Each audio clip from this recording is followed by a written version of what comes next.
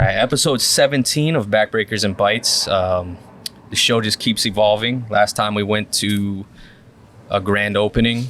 Again, we're going to have no food, but we're still Backbreakers and Bites. But we're here today with Meto. Hey, how you guys doing? Southeastern Champion of CCW. The one and only. The one and only. For 300 plus days now? Oh, 400 plus. Oh, Jesus. Come on, man. So Show 400. respect. Come on, man. Very good, very good. Yeah. So, Meto, where do you got us at, and why'd you choose this place? You said no food, so I was gonna stop you right there. But I'm like, let me be nice and like, you don't need food. Like, we have this beautiful gym of rule. Like, you saw it, right? Yeah. We have everything. And right now we're sitting at the Jungle Gym. That's the only Jungle Gym in outside of Tulum, Mexico, I believe. So in Florida, that's the only gym, the only Jungle Gym. So if you guys are around the area, you gotta check out Rule. Like, you have to. Special shout out to my girlfriend. See, we don't have to go to Tulum now. There you go. But Meto, thanks for sitting down with us, man. Yeah. Hey, special shout out to your girlfriend. I saved them some money. They're not bringing it to Tulum. Yeah, shout out to me on that one. But anyway, Meto, we like to start from the beginning. Yes, sir. So let us know when you started getting into wrestling. You know, let us know your roots. You're not from America. How did all this start? So I'm from Bulgaria, born and raised originally from Bulgaria. It's not a gimmick. No, it's not a gimmick. Like, nothing right. that you see out there or social medias or in person, it's not a gimmick. Like, I'm not trying to pretend to be someone else. Like, there's no gimmick. Like, what you see is what you get. Like, right now, later tonight in the ring, like after the show, what you see is what you get. Like, just in the ring is just turn up the volume like 10,000 times, you know, but it's still me. Like, I'm not fake. Like, I don't want to pretend to be someone else. So, but how it all started, like, I've been watching wrestling for as long as I remember. That's like my first memory. I believe I was 4 years old or 5 years old, something like that. Yeah, for real. Like, it's my first memory. I saw Goldberg spear Triple H Unforgiven 2003 for the World Heavyweight Championship, September. You see? And, Damn, that was the moment. And, that was the moment. I saw it. I saw the spear. I saw him like raising the belt, and I just told everybody, like, that's what I'm gonna do. You know, like, there's no backpedaling. That's all I'm gonna do. Like, and from that moment on, I just made up my mind. Like, that's all I ever want to be. I just want to be professional wrestler and want to be the best of my generation. Is it recording? Yeah. I can't tell in the light. Like, that red light's on, right? I can't even. I can't see. The one right here on the side? Yeah. I'm not colorblind. Orange? Orangey? It's orange? I think so. Keep going. So, Yeah. Yeah. No, we'll get the audio if anything. Yeah. No, It's good? It's on. We on. So you were. Don't waste my work. Yeah, keep going, man. So Goldberg, major influence. I mean, yeah, but for the spear and everything, but then I love wrestling. Like, I like a lot of styles. I love Kurt Angle. Like, I've watched a lot of Kurt Angle, man. The wrestling machine, the Olympic gold medalist. Yeah. I love Gangrel style, not only because he's my coach, but he's still going. After 37 years of wrestling, he's still going every weekend. He's wrestled more than the guys on TV. Like, That's true. He's one of the hardest That's true. workers in the room that I've ever seen, and a major influence on everything that I do. Like, not only in the ring, but outside of it, because you don't know Gangrel, you don't know David Heat, but he's incredibly wise, and he's been through everything in life, and he's still going strong every day with a smile on his face, with his faith in God. Like, he keeps going, you know, and I'm in awe every day. Like, every time I get a phone call from him, like, and I pick up the phone and he was like, "Oh, mijo, you sound happy today." I'm like, only because I saw your name on it. And, you know, like, he's incredible. He took me under his wing since the moment I came. And I'm forever beyond grateful to him. And I say it every time. I owe him, Miro, and God, like, everything that I have. Like, they just took care of me. Good. Yeah. So growing up in Bulgaria, you went to high school. Yeah. I tried. You did mention to me something earlier that you were homeless. I mean, for a couple of weeks in Belgium, because when I finished high school, like I told you, like, my main focus, my main goal has always been to be a professional wrestler. So I've looked up schools, I've looked up online and everything, and I found out that you need a lot of money, and not only that, but you need a lot of money to come to the States legally, especially coming from Bulgaria and everything, because we don't have any privileges, you know. And I needed to work hard so I can save up money. So I had an offer to go to Belgium and work and I took the offer immediately. I finished high school, and I believe like 3 months after that, like I packed my stuff and I told my mom. I got the offer on a Friday night, and I left on Sunday morning, and I told my mom on Saturday, and my family, I told my family on Saturday, I'm like, hey guys, I'll see you when I see you. I'm leaving. And they're like, oh, where you going? Like, fresh out of high school, 18 years old. I'm like, I got this offer for Belgium, and I want to give it a shot. And I want to make some money, to save up some money so I can move to the States so I can pursue my dream. And they were like, what can I say? You already turned 18. I can't stop you. I'm like, yeah, pretty much. I'm just letting you know. So I went to Belgium. Everything turned sideways. It wasn't what I expected. It was a one big lie. And whatever happened, I got kicked out of the house, and I had to live at the airport so I can save up enough money to buy a ticket to go back. And I did. And I made enough money, and I flew back. And I believe like a month after that, or 2 weeks after that, I went to Spain because my uncle lives in Spain for about 18 years. So I went in Spain for the same reason, make money so I can save enough to come to the States so I can pay the school and everything, and I can pursue my dream, right? And I went to Spain, and I got fired from the first 4 jobs or 3 jobs or something like that for whatever reason, not speaking Spanish, not getting the job, whatever it was. I got fired like multiple times, and but my uncle took really good care of me. So the 4th job, they gave me the job with one condition only. I just had to learn Spanish as fast as possible. So I'm like, okay, I'll try. I only knew like 2 words in Spanish, but I'm like, I'll give it my best. And a month later, I was speaking Spanish fluently. And you speak Spanish? Yeah, I speak 4 languages. Mentiroso. No, mentiroso too. Oh, so, dude, you're perfect down here. Yeah, man. You speak Spanish here in Miami. You know what's the fun part? Back in Spain, I thought it was a punishment because I wanted to be in the States. I wanted to pursue my dream so hard, but then God decided to send me in a different route. So I was like, man, like why? I don't want to be here. I want to be in the States. I want to wrestle. I want to learn how to be the best. And when I moved to Miami like a year and a half after being in Spain, and the first thing that I saw at Miami International Airport was a big sign made with roses, Bésame mucho. And I was like, it's probably a coincidence, Like you didn't even know? No, I had no idea. Like I don't know anything about the States. Only what I've seen in the movies. And in the movies, they don't tell you that the majority in the States is a Latin community, especially in Miami. Mm-hmm. So when I moved down, I saw that Bésame mucho, and I'm like, it's a coincidence. I walk in the store to buy whatever, and the person there didn't even speak English. That's only Spanish. I'm like, maybe another coincidence. I'll give it one more shot. And I moved down to Miami finally because I had to live in Panama City for a little bit, which was with a lot of Mexicans. And then I moved. But I'm like, okay, we're close to the border, so that might be it. I'm like, okay. So I moved down to Miami after a few months. And then I found out, like, no, like, not just how it is. If you go anywhere past Miramar, down south is South America. Oh, for real? Everybody speaks Spanish. I believe that. I believe that. But then I come back to it. I found out that it wasn't a curse. It wasn't a punishment. It was actually a blessing for me to go to Spain because it made my life here a lot easier. Because as you can say, what you said is so true. Like it's majority is a Spanish community, so I fit perfectly. Like I speak English, I speak Spanish, speak Russian and Bulgarian. So damn, dude, throw me in. You speak Spanish? Muy poquito. Muy poquito. And I've been here forever. So let me ask you a question because I remember seeing the movie with Tom Hanks in the terminal. The terminal.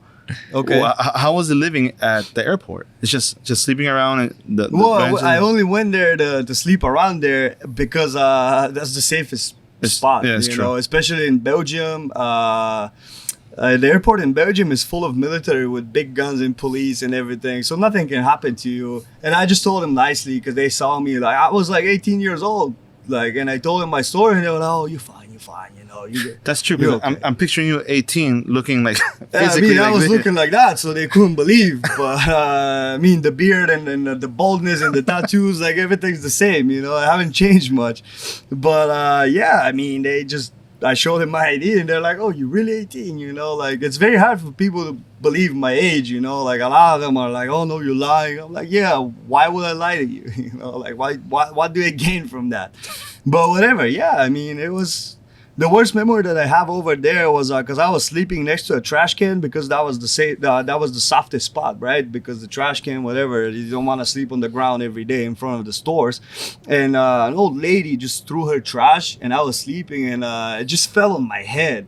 And I was disgusted. I'm like, it was old like, people food. Yeah, I'm like, bro, I'm 18 years old. Like, why the hell is that happening to me? But Right. I guess it had to happen. It messes with your head a little bit. Yeah, I mean, like, how would you feel if I throw trash in your head? You know, like half-eaten sandwich. I'm used to it. Yeah, right.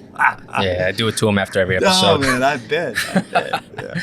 But yeah, and that's what it was. It's rough, but life's not meant to be easy. You just have to overcome everything. Just have faith. Everything's temporary. Just have faith. So you came over here. You're with Yes. Gangrel now. Yes. But where did you start when you were over here? 21, I believe, when I turned 21, something like that. But that's the juicy part. Like, I started, and a month after, I got major injury. It was brain bleeding and severe brain damage. And Oh, that I was almost right away? died. Yeah, it was right away. It was Oh, like man. a month after that. Dude, from what?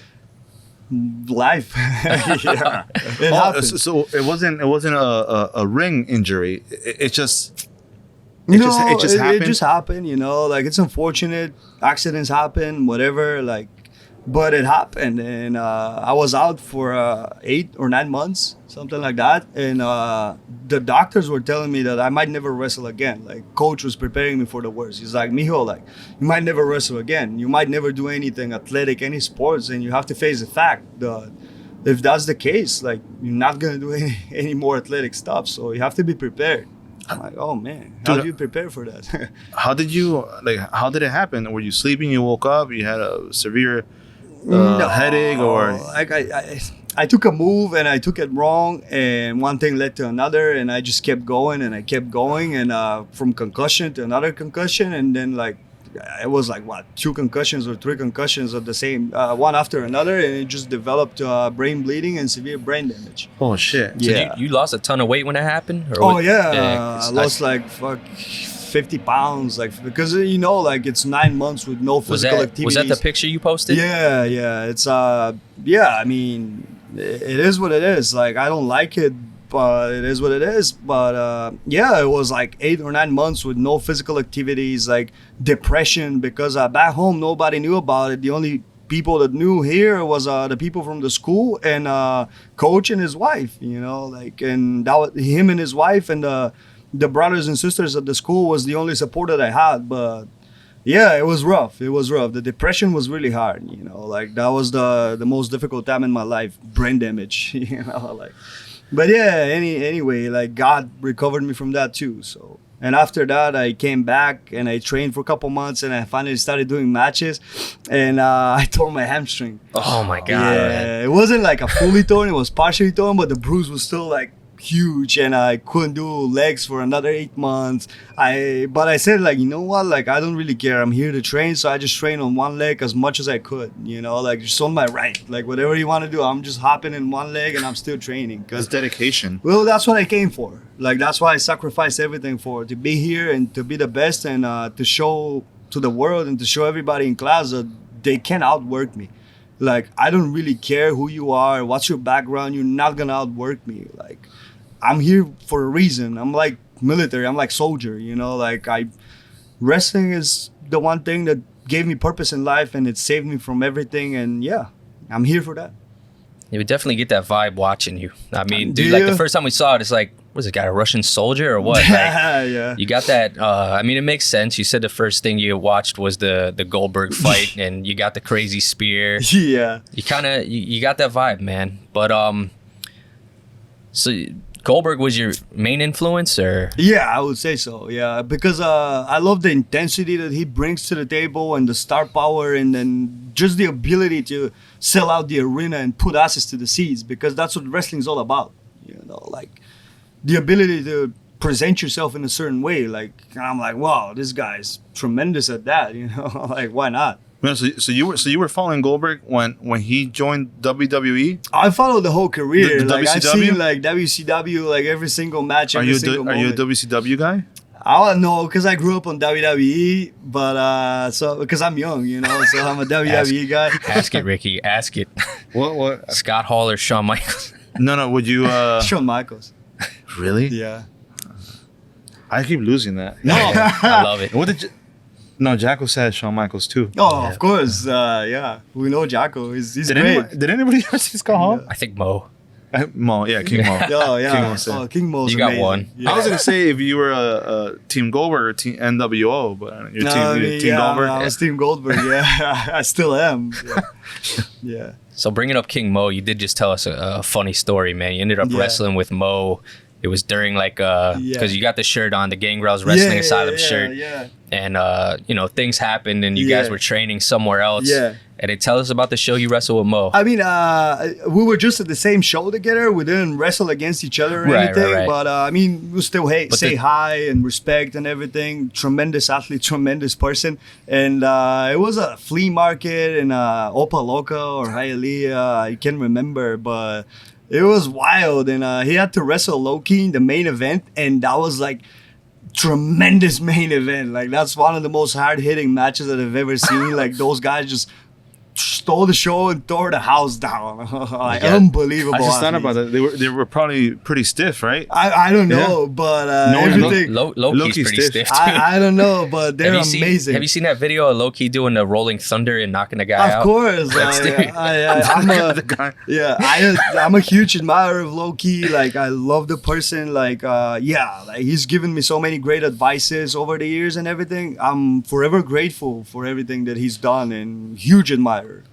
Dude, I keep forgetting. He's been wrestling for a hot minute too. Yeah. Because I've been watching wrestling since like high school, so I feel like everything was like 5 years ago. Yeah, but it's really 20 years ago. That's how it feels, right? Yeah. Some people are like, I saw a picture recently online. They were like, "Oh, you feel like the Attitude Era was like 6 years ago. Yeah. Realistically, it was 22 years ago." Dude, like, wow, Dude, that's wild. He brought something up on the last episode, and I'm over here going, "Hey, man, there's no way that was the ref in this fight because that was like a couple years ago. That shit was 10 years ago, man." Really? But it feels like a couple years ago. Wow. I feel like I graduated high school like a year ago. Man, time flies, man. Time flies. So when you came to the States, Yeah. you didn't start here though, right? No. When I came to the States, I was obligated with a contract to go to Panama City and work at a certain place, and there was no wrestling there as far as I know, and I was coming with Gangrel, so that's always been my main focus. But I think I spent like 5 months in Panama City. The contract was up, so I immediately moved to Miami, and I started training like the day that I moved. I'm like, let's go. Like, that's what I'm here for. And that was the most challenging things that I've ever done. Like, I didn't know what it's gonna be because I've done some amateur wrestling and Muay Thai and stuff like that, and a lot of weightlifting and everything, but not professional wrestling. And my first class was terrible. Like, I don't even know like how coach believed in me, so to say, because I did the first couple rows, and the way that the facility was structured, we had the gym mats right here that you stretch and roll on them, and the restroom was right here. So I'll do like a couple front rows, and I'll go to the restroom, throw up, and then come back and do a couple back rows, then another couple front rows, throw up again. Yeah, I think I threw up like 4 times in my first day. I'm like, oh my God. I was heartbroken. I'm like, no, like, he's never gonna like me. What was it? Were you just getting dizzy? I think they expect that. Yeah. If I roll right now, I'll throw up. Probably. I'm not kidding. If Dude, I roll right now, I'll throw up. Was it Gangrel that said it? He was like, "It's okay if you puke, just do it out of the ring or something." I saw something with that recently. He said it. Yeah, that is true. Yeah. He was like, "It's cool if you puke, just don't do it in the ring, or we don't want you to come back." Yeah. Dude, so your job is a pro wrestler. Yeah, that's what I'm here for. There's nothing. You have no other job on the side. I do, but I like to keep it private. Okay. Yeah. Tell me afterwards. Yeah. We'll go visit. I will. But I'm here for pro wrestling. You're gonna have all these fans going over there. Yeah, right. Yeah.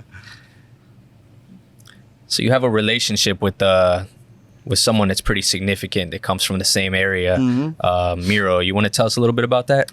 Oh man, he took a tremendous care of me, and I don't even know why. Like, yeah, I mean, I was just a kid who went out and asked him for advice, and he just genuinely said, this is what you really want to do? And I said, hell yeah. I mean, I never believed that there's someone else beside me has the same dream, and then you debuted. So like, yeah, and I don't know. I think he saw something in me, and he said like, you know what, I want to help you. And he gave me his number, and we kept in touch for a couple of years. Like I said, I was 18 years old when I met him. Oh, wow. Yeah, I met him at the gym, and he thought I was old. He was like, "Oh, you're like over 30s and stuff. You're a little past the age." And when he said like, "You're a little old," and I'm like, "What do you mean? Like, what age do I have to start at 5?" And I'm like, "I just finished high school." And he was like, "Oh." Like, what took you so long? I'm like, I just turned 18. Like, that's the normal age to finish high school in Bulgaria, right? Yeah. And then he was like, oh my God. Okay. So, yeah, he's incredible. He gave me his contacts, and we kept in touch during the years when I was trying to save up enough money to come to the States. And I finally did. And I finally gave him the call. And we met up in Bulgaria, and I asked him like, okay, I finally have the money. The company that sends me to the States, they give me the opportunity to choose where I want to go and where I want to stay, and they provide everything. And I'm like, what am I doing? Like, where am I going? So he was like, you know Gangrel? I'm like, I mean, yeah, I've seen him on TV and everything. I'm a huge fan. Everybody knows Gangrel. Yeah, and he was like, okay, then pack your stuff, buy your ticket. You're going to Miami. You're gonna live in Miami, and you're gonna train with Gangrel. Like, okay, damn, that's cool. That must have been a huge boost of confidence. It was because after everything you went through. Yeah, it was. It definitely was. Yeah, and and he's been taking care of me ever since. Like, Miro is the nicest guy in the world. Like, I owe him so much. Like I said, I owe him, Gangrel, and God everything. They took such a great care of me. They took me under their wing, and they've been helping me ever since with whatever they can. Sometimes it's just an advice. Sometimes if they have to yell at me for something, whatever it is. I did see a picture on your IG where you're standing. Am I close? No, you're good. Where you're standing beside him. With Miro? Yeah. At the ring or at the gym? At the gym. Yeah. And I do see that, I mean, you're physically fit. Yeah. And then he's a fucking monster. Oh, yeah. He's huge. Yeah. So where did he train coming up? Rowing. You know, in Europe, the rowing, professional rowing, that's a huge thing. His mom was a professional rower. His father was a rower too. So he just followed their footsteps, but he got too big for the boats. But like wrestling wise, because he sent you to go train with Gangrel. Yeah. Who did he train with? Oh, so he started at LA at Nax Pro with Gangrel, Rikishi, and Black Pearl. Okay, so he did train with Gangrel. Yeah. Gangrel was so everything was in state. Yes. Yeah, nothing in Bulgaria. No. In Bulgaria, there's no pro wrestling. Damn. Do they just frown? Do they frown upon it, or they just don't care for professional wrestlers? Well, back in the days, they didn't care about it. Nowadays, because of Miro, they care a lot more because he opened that door. But back in the days, it was terrible. You know, like nobody cared about professional wrestling. Back in the days when I was growing up watching it, if you tell them that you want to be a pro wrestler, they would just start mocking you and laugh at you. You know, it was bad. You know. Man, that's crazy. Yeah.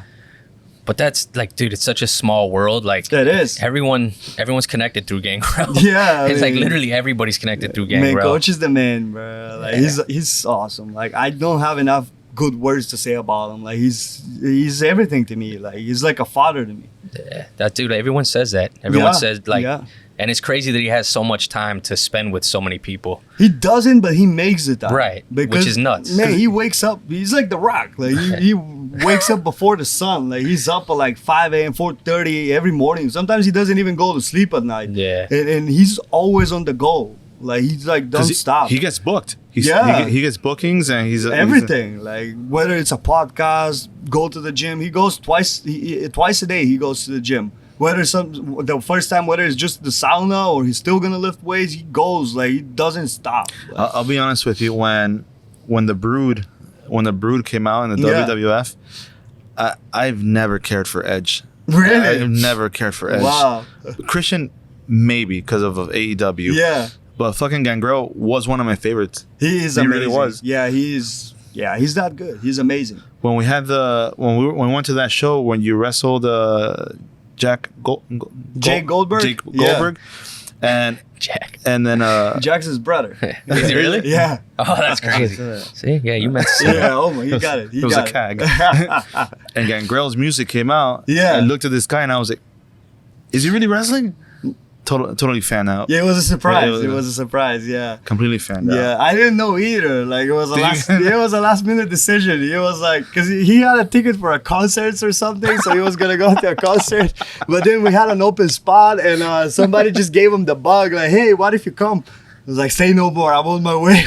Damn. And yeah, he just loves it, man. He loves it so much. Yeah, it was a surprise. It was a surprise for everybody.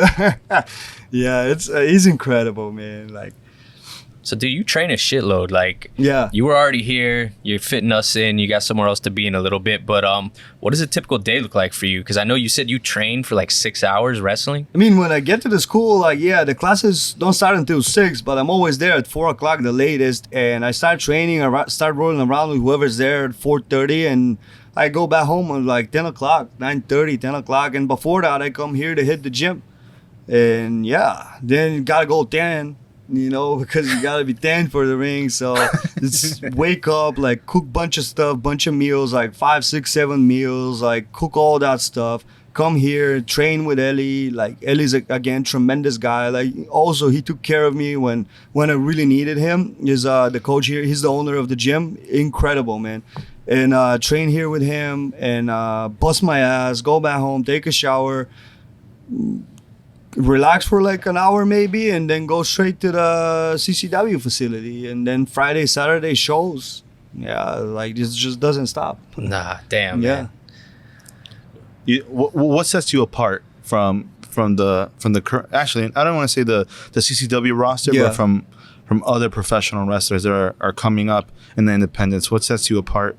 Well, I'm real, and I'm here with a purpose. I have a damn reason. Like, I'm not here to like have fun. I'm not here to, I don't care about fame. I don't care about money. I can care less about those things. I'm here to make a legacy. Like, that's why I've sacrificed everything. That's why I keep sacrificing everything. Like, I'm here to be the best. Like, simply put, like, nobody's gonna outwork me. Like, that's it. I'll do whatever it takes. Go through hell. I'll do everything. Like, I've already been through hell. I've already been through hell many times, and I keep going every day with a smile on my freaking face. And it is what it is, man. Like, I'm here to be the best. I'm here to win it all. That's it.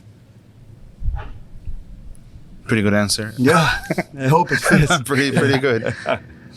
So you've been through a ton of like stuff that people don't go through in their whole lives. Yeah. And I'm happy for all that. Oh, for sure. Because that makes me who I am today. Like, but that's why I shaved my head, because I have so much gray hair.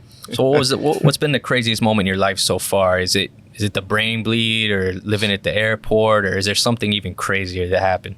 Well, it's the brain bleeding, man. By far. Because I almost died. Yeah. Like, yeah, when me and Coach got to the hospital, because he drove me to the hospital, and they did a bunch of CAT scans and MRIs and everything because they couldn't figure out what was wrong. And we were just chilling out there. Like, he was just telling me like wild wrestling stories from back in the days, from his life and everything. We were having a good time. And the doctor came out and he was like, "Oh, where's the survivor?" I'm like, "Who?" And he's like, "Where's the kid who almost died?" And I'm like, "I still don't know who he's talking about." No, I just thought I have like headache or migraine or something. I have no idea what I have. And Coach was like, "Oh, he's probably talking to you, man." You know, I'm like, "Really?" So he called the doctor, and the doctor was like, "Man, like, you're so lucky. You barely made it." He was like, If you would have come like a day earlier, we'll have to open your head and drain all the blood from your brain, because there was so much blood and we're just circling around your brain. That's right. There's nowhere for it to go, right? No, it just stays up there. Yeah, because of the skull. Because there's nothing supposed to be there. That's why we have the skull. But I don't know if I have a crack in or something. I don't freaking know. But somehow it got in there and was just circling around it. So was it like a pounding migraine? It's just like headache all the time? Yeah, but then it escalated. One night I came back from training and I just sat on a chair and I couldn't move. I couldn't do nothing. No, I barely breathed. Like, damn. I just sat on a chair, I put a blanket on, and I sat there for like 12 hours or something. And I was just talking to God. I'm like, "Are you taking me, or what's going on?" Because I couldn't move. Like, for example, like, this was the position that I was able to sit. That was like the most comfortable one. That was the most comfortable position. I just sat there, no sleep, nothing, for like hours. And I'm like, am I going up or down? What's going on? You know, like, because if I move even slightly, I feel like my brain was going to explode. Holy shit! Yeah, it was really bad. And then in the morning, I moved a little bit, and I felt So you stayed at your place like that all night? Yeah. Yeah. You're insane, You bro. were probably still ready to wrestle, right? Yeah, I was. And when the doctor came out and he gave us the news, like, this is what happened. You had a brain damage, brain bleeding. And I'm like, can we go home because I gotta go train tomorrow? And he just laughed. And he's like, are you kidding me? He's like, no, you're staying here. Like, you ain't going anywhere. We have to follow up and we have to keep you in because what happens if it comes back? You're gonna die. So what's the recovery for that? Oh, you just Rest? You just rest. And they banned me from any physical activities because he was like, even the slightest push might pop something in a vein or whatever, and your brain might explode. So yeah, and he was like, not even a negative thought, because if you pop even a freaking vein, your brain might explode. Well, dude, I'm glad you're okay. That's intense. It was intense, but I never realized what it is until like a couple years later. A friend of mine explained it to me what it is, because I was like, yeah, like F you, like I ain't stopping working out and stuff. So I was still going to the gym. I was just doing light weights, but I was still going. I never missed a class during that time. Again, I wasn't physical, but I never missed a class. I'm like, I'm still gonna be here because that's what I want to do. So I'm assuming like everybody's different because like I know I hear like stories from other like pro wrestlers like over the span of like 10-15 years they've been concussed over and over and over, but they don't. It wasn't that didn't get to that point. So I guess it's just randomly happens. I guess. I don't know. I have no explanation. That's scary, bro. Yeah, it is. Yeah, it is. So yeah, answer your question. Like I think that's the worst that ever happened. Because you can't compare that to living at the airport because you're still alive. Yeah. While you're living at the airport, but with this, like you don't know if you're gonna make it, or even if you make it, you don't know if you're gonna be able to like keep pursuing your dream or keep doing the things that you love, and you just don't know what's going to be the outcome. Yeah, so this would be it. Yeah. So you keep up with all the wrestling like right now, like all the AEW, the WWE, and all that? I'm trying to, like not all of it, but for the most part, I'm trying to. Yeah. So what are your thoughts on the state of the profession right now? I believe WWE is at the highest that it's been for the last 15, 20 years right now. It is true. Yeah, like Roman Reigns been killing it ever since. Well, especially this angle with The Rock right now. Yeah, but not only that, like even without The Rock, I feel like they don't need The Rock. Nah. Roman Reigns is more than enough. I believe like Roman Reigns is generating more money and more assets to the seas than The Rock. Yep.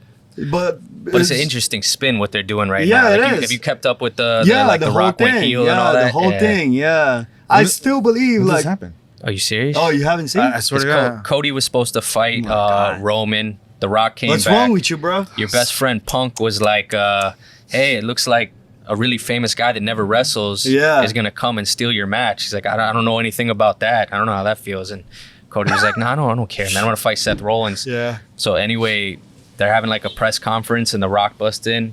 And then the crowd was booing The Rock. Yeah. What? Because they wanted Cody to have the main event. Yeah. And I like The Rock that. went heel. He's back to being a heel. Yeah. That was He was the like, best. fuck That was the this, best I'm Rock. joining. He was like, I'm joining the Hollywood Rock. bloodline. Yeah. He came out with the old.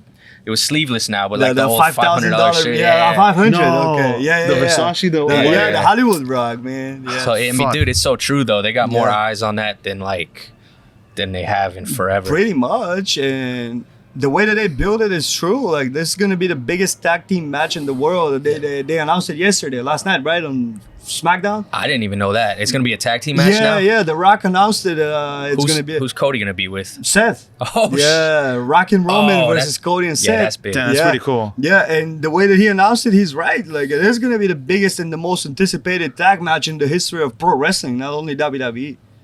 That's nice. That's pretty big. And then on night 2, you get Cody versus Roman again. And probably The Rock's going to screw Roman to set up the main event for WrestleMania 41, The Rock and Roman. So what's the goal for you? Like, say AEW hits you up. Is that good enough for Meto? Like, you go to AEW, maybe get some gold, It is good enough because it gives me the platform to show the world who I am.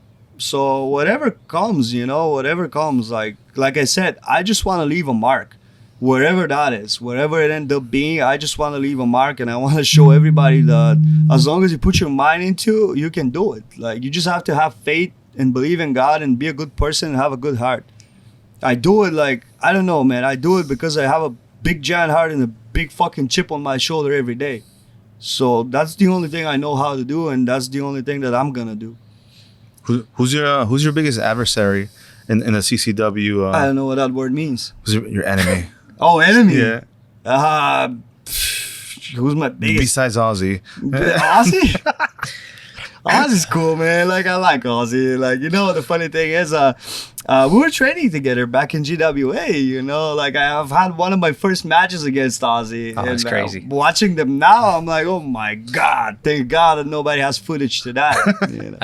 Yeah, but I love We're Ozzy. going to find it. No, good luck. It's only on my phone. You have to hack my phone. Yeah. Hey, we'll find a way. Yeah, right. Don't hit him up for that because he has them too. Yeah. No, Ozzy's cool, man. Like I don't have enemies. Like I don't consider them enemies. Like they trying to take my spot. I dare you. Like I fucking dare you. Who's trying to take that belt from you right now? Whoever. Like please, somebody. Like step the fuck up. Like yeah, you gotta want it. You gotta want it in order to take it from me. Yeah, I just haven't seen anybody who wants it that much yet. You know, but they gotta step up. It's up to them. It's not up to me. If somebody comes beat me tonight, great. But you have to step up. You have to earn it. Yeah. I don't know if that's clear enough. Crystal. Yeah. Crystal clear. Yeah, right? Didn't you have a match at Bash one time where you just came in the ring and just told anyone to come out and try to take it or something? Yeah, I've been saying that for a very long time now. Like, dude, that's like my favorite thing is when someone just gets in the ring and goes, "Hey, if anyone back there wants it, come get it." I mean, that's... And then you just you take out whoever comes out. It's yeah, beautiful. I mean, that's what it is, right? What was it? You want some, come get some. Like John Cena style, right? Yeah.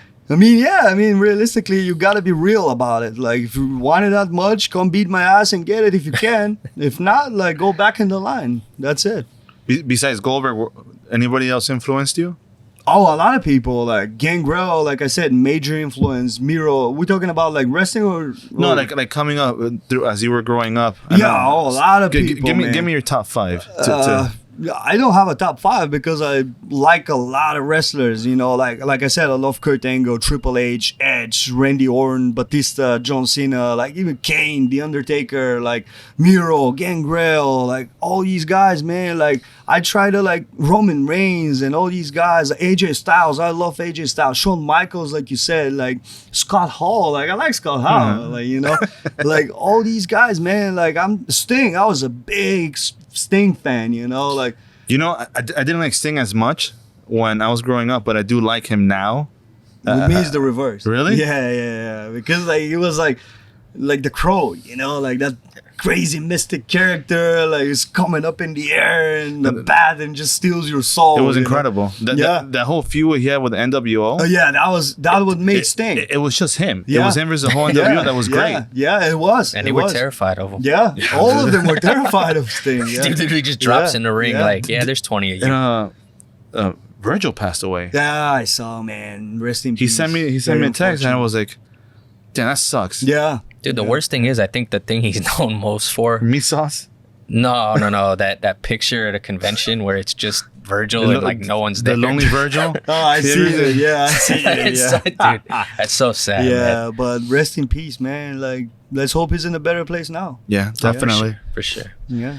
So we're going to check you out tonight. You don't know who you're fighting yet. I don't know, nor I care. Like, whatever they give me, like, he's just next. But we're coming out. Are you? We're going to get some good footage of you. Good. So put on a show for us. Let's go. As always, man, I always give my best. I know you got to go. It's about that time. So we're gonna wrap up. Okay. Where can people find you if they don't know already? Meto Insta on Instagram. That's about it. Like, I'm not a big fan of social media. I know it's a way to market yourself and promote yourself, which unfortunately I get the promotional side of it, but I really hate it because people just get lost in it. I don't like social media, man. It's just a fake world. And I don't like being fake. Yeah. You know, like I don't like that stuff. Like I don't care about posting videos every day. Like, if you want to come find me, I'm right here at the gym at Raw, and I'm at the training facility, and I'm at every show that we have. Like, come find me. You know, Right. You really want to speak to me. You really want to talk to me. Yeah. Come. Or if you so want to speak to me, just send me a message on Instagram, and that's it. You know, like, I just like my privacy, man. I'm a very private person, and yeah, I don't talk to a lot of people. Like, I don't like my privacy being ruined, you know, I guess. What's your phone number? Yeah, good luck. Well, having said that, man, I mean, thank you for talking to us. Yeah, And thank you for having me, guys. Hey, thank you for taking the time out to do this. And thanks for picking a cool ass spot, man. Right? It's a little different than a local restaurant, right? Between you and Dean, we're going to have to change the name of the show. But Right, for you right. guys, we'll bend a little bit. That's But good, man. Thank you, guys. thank you, It was man. a pleasure, man. And we'll see you later. Thank you.